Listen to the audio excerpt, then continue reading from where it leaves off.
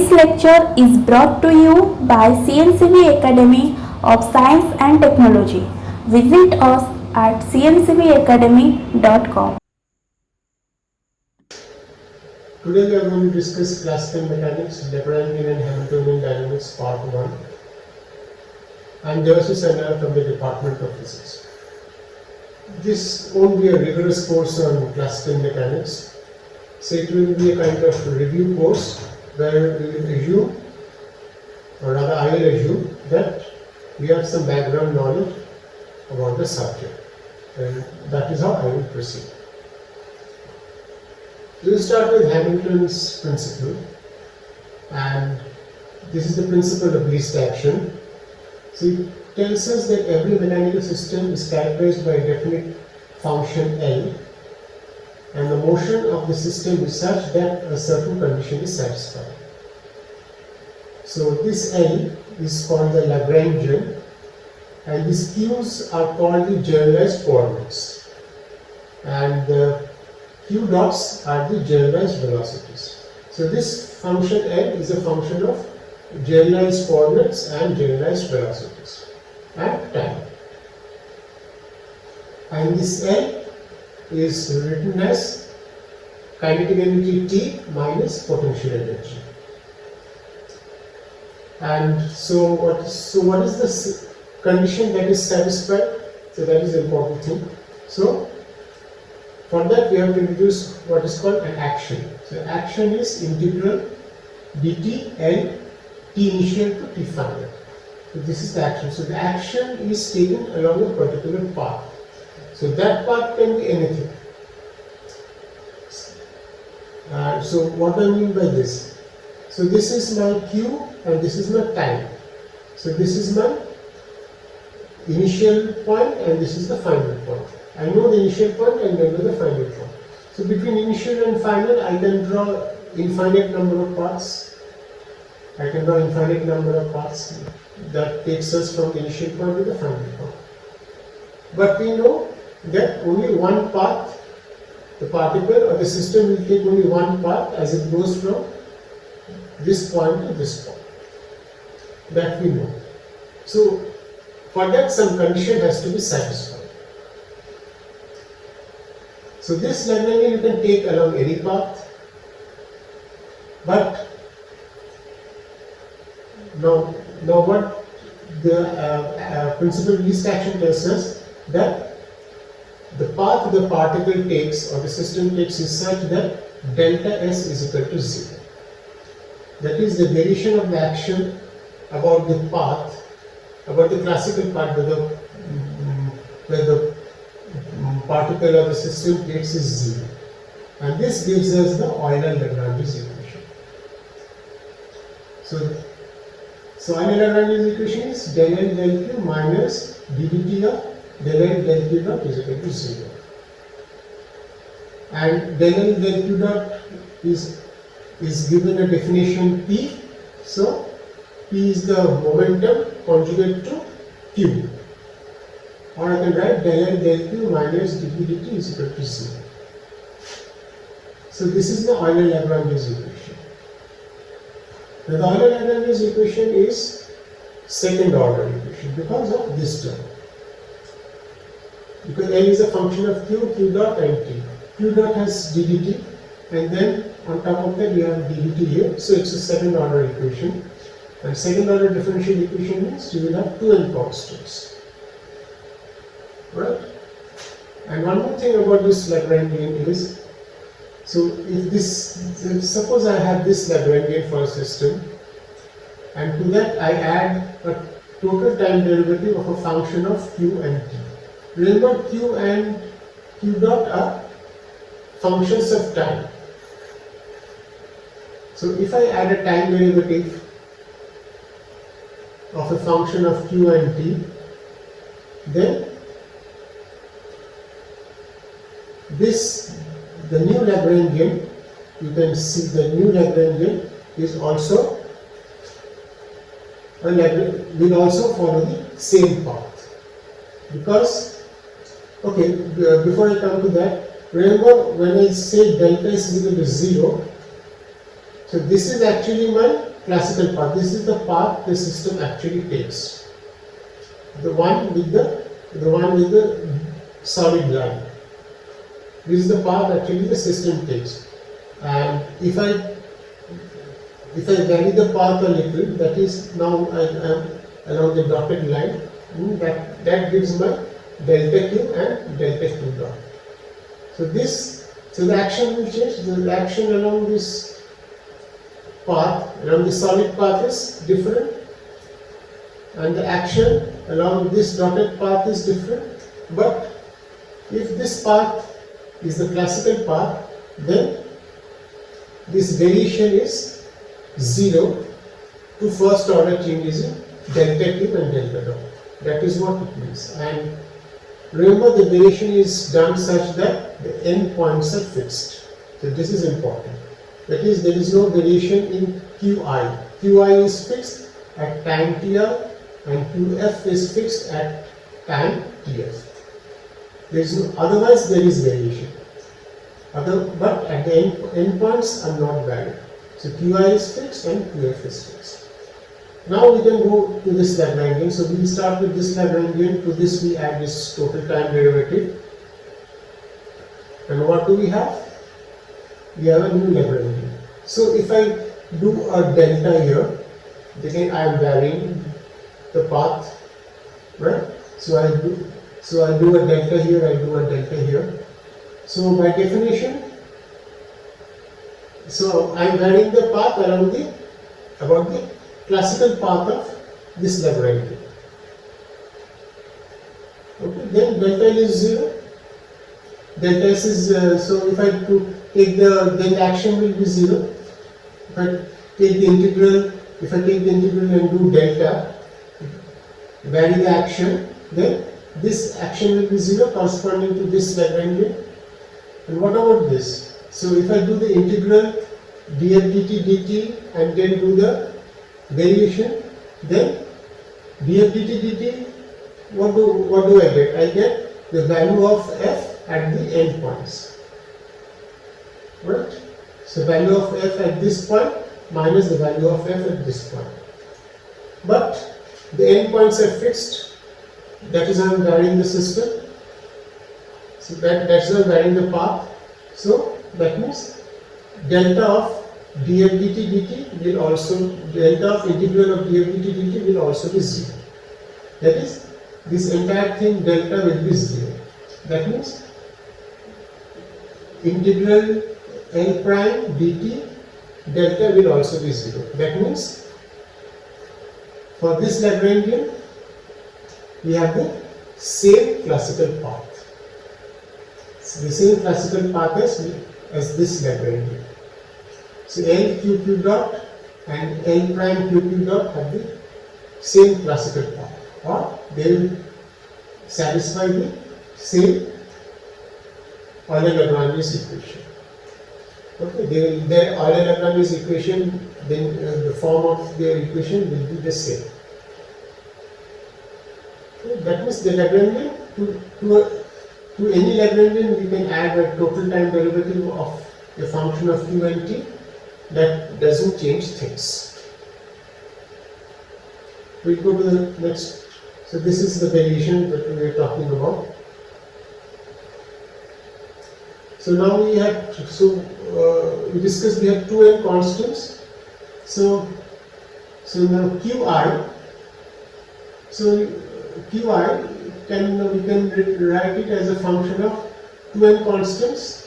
So it is the 2n constants are alpha 1 to alpha 2n minus 1, and then another constant alpha 0. So q is a function of time only, right? qi is a function of time, and then there will be 2n constants here. Why this constant is additive? For closed system, these constants may not be additive, but this constant is additive to time because the system is a closed system. That is, it has translational invariance in time. So it does not matter when I start my stopwatch, the equations of motion do not change. Hence, to t I can always add a constant. Okay, so this constant tells us when I have started my stopwatch. That's it. But the equation, you can see that it does not change the equation of motion. Similarly, you have qi, I can have qi dot from here, which again will be a function of 2n constants, right? And here one constant will be of the form of will be additive, right? So just like this, t plus alpha naught. So now I can add t plus alpha naught. So now say I have t plus alpha naught. So you have q1, q2 dot dot dot dot, then you have q1 dot, q2 dot. So I can express t plus alpha naught in terms of say q1 and these 2n minus 1 constants. I can do that.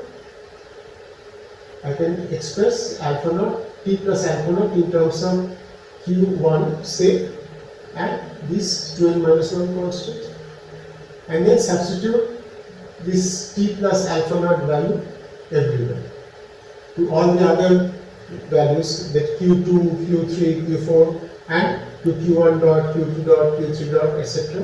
that I can do. So then we will have 2n minus 1 equations containing 2n minus 1 constants. So we will have 2n minus 1 equations having 2n minus 1 constants, alpha 1 to alpha 2n minus 1. So then I can express, so you can express each alpha in terms of q and q dot. Is it not? 2n minus 1 constants and 2n minus 1 equations.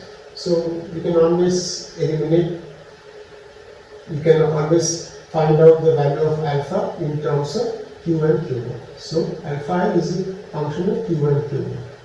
But alpha is a constant.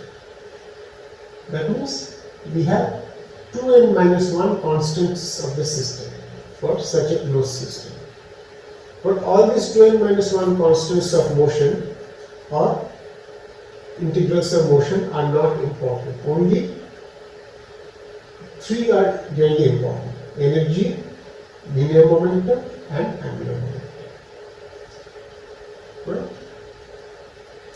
So express t plus alpha naught in terms of alphas and q's and q naughts. That implies that alpha is a function of q and q naught. But alpha is a constant of motion. Hence, there are 2n minus 1 constants of motion, of which only basically 3 are important. And you have energy conserved when there is time translational invariance, you have momentum conservation when there is translation invariance in space, and we have angular momentum conservation when there is invariance in rotation. So we will now go to Hamiltonian dynamics. Now this Lagrangian can be expressed in terms of a different function h, where h is a function of p, q and t. And what is p? P is defined as del L del Q. So L is equal to, so we will write, so this is called the Legendre transformation. So L is function of pi qi dot minus h. H is a function of p, q and t. And this pi is a function of del L del Q dot. So from here you can express all the q dots in terms of p and q. You can express all the q dots in terms of p and q, and that is how, so you will get the Hamiltonian. Here also we express L is a function of q, q dot and t. So we express q dot in terms of p and q using this relation, and we get the Hamiltonian in terms of p, q and t. So this is an alternate picture. It doesn't tell us something different. This is a Lagrangian and this is a Hamiltonian. They give the same information.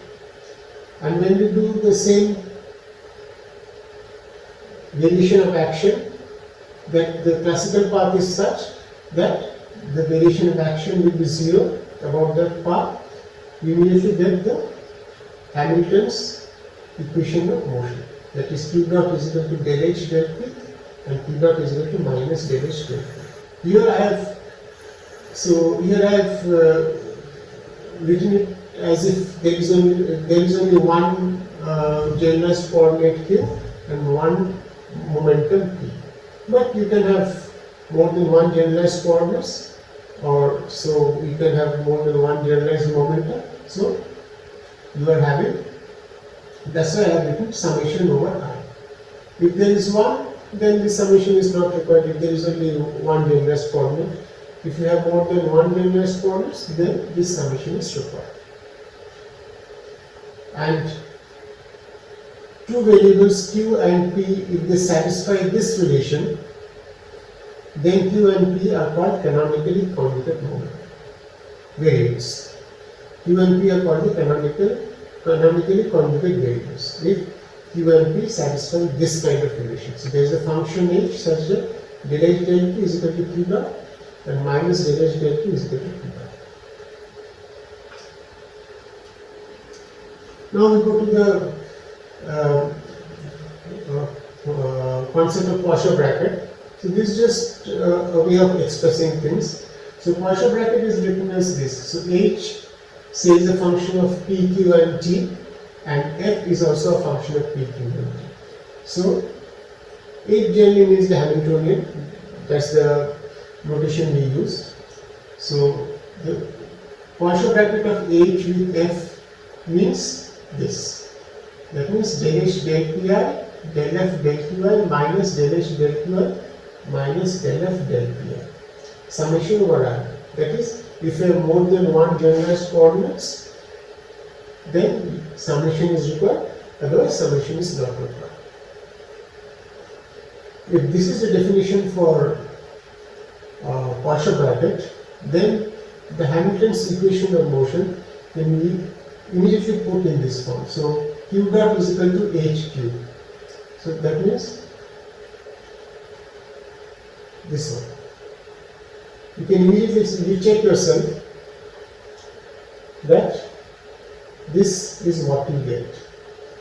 This is one Hamilton's equation of motion. This is Poisson bracket of H with Q. Just follow this definition and you get it. And P dot is H with Poisson bracket of H with Q. You can easily check using this definition. And always remember, del Qi del Qj is always delta Ij. That means unless and until I and j are equal, it will always be 0. And if I and j are equal, then it's 1. Del Pi del Pj is delta Ij. That is, if I and j are equal, then it's 1, otherwise it's always 0. And del Qi del Pj is always 0. Okay, because Q and P are independent. And del Pi del Qj also 0 because P and Q are independent. If you remember this, then you can immediately check that Qi and Pj, if you take the Poisson bracket of this one, this is minus delta Ij. You can easily check this one using the expression for Poisson bracket. And you can easily check that Poisson bracket of Qi with Pj is 0 and Poisson bracket of Pi with Pj is also 0. Check this one. This is not difficult to check. If you want, you can check. So, from the concept of Poisson bracket, you can also write the integral of motion in a different form. If I say f is a function of say p, q and t, if f is an integral of motion, that means df dt is 0. If df dt is 0, then what does it mean? So what is df dt? Df dt is, we know from calculus, the df dt is del f del q q dot plus del f del p p dot plus del f del t. Standard step because f is a function of p, q and t. Now Q dot is what? Q dot is del H del P. And what is P dot? P dot is minus del H del Q. If you put the values of Q dot and Q dot, you can immediately see, you can write this thing as a commutator of H with F. So this is written as commutator of H with F plus derivative. So if df is 0, that means your commutator of H with F should be equal to derivative. So this is the condition for integral of motion. But if you are working for closed systems, say, then F does not have time explicitly, that is, if del of del t is 0. Remember, Q depends on time, T depends on time. But if F does not contain time explicitly, then del of del t is 0. If del of del t is 0, if F PQ does not explicitly depend on time, T, then commutator of H with F is 0. So, if this commutator is 0, then you can immediately say that F is a constant of motion. That is, it does not change with time. Okay?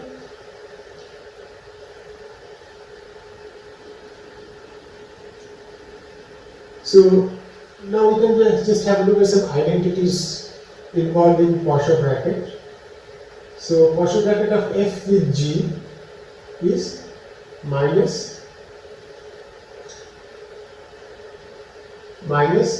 GF.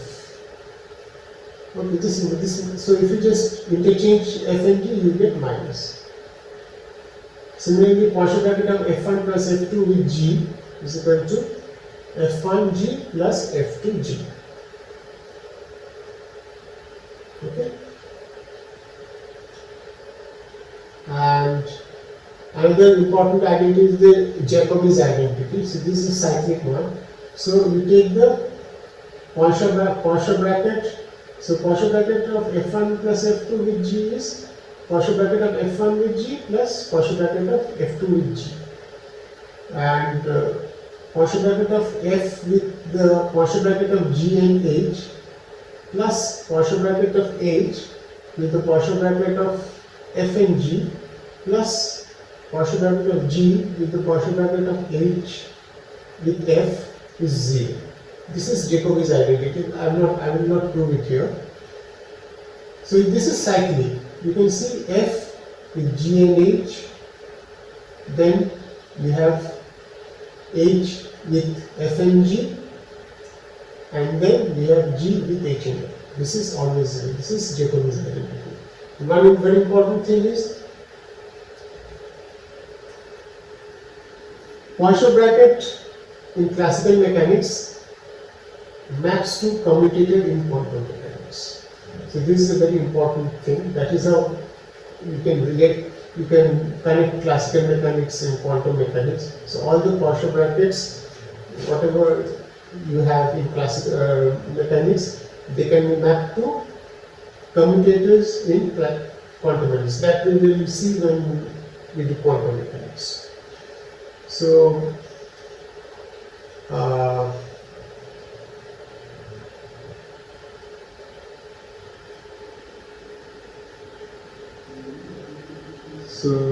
that's it.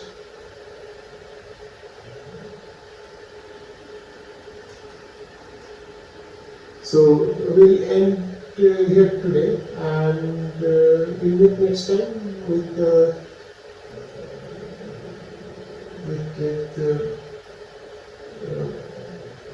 next topic.